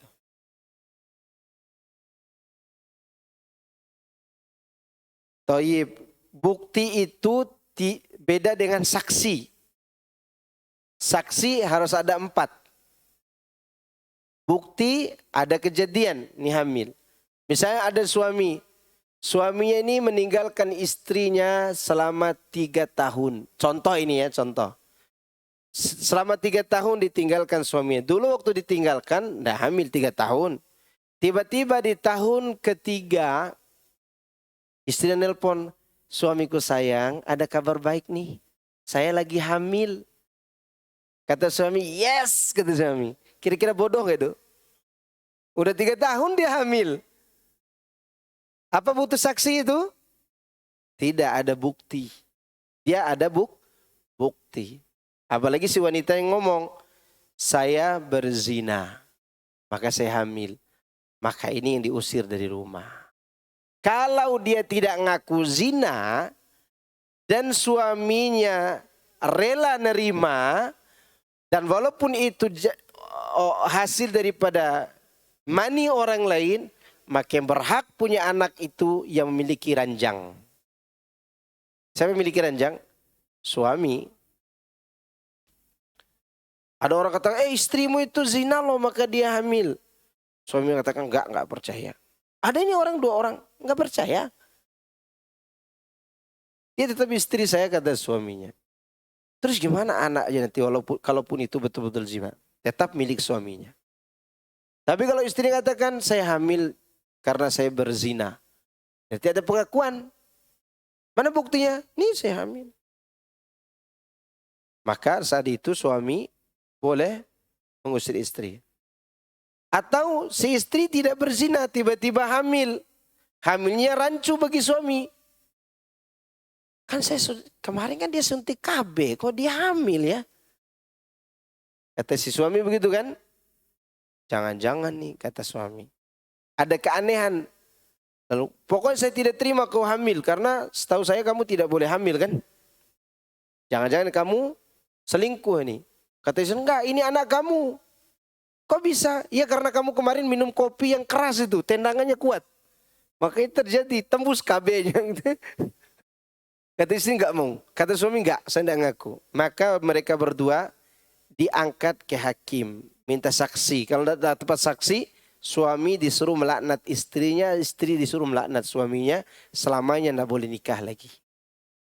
Ini yang pisah seumur hidup. Pisah seumur hidup. Jelas? Oke. Cukup ya? Cukup dulu ya? Subhanakallahumma bihamdika. Asyhadu an la ilaha illa anta. Astaghfiruka wa atubu ilaik. Wassalamualaikum warahmatullahi wabarakatuh.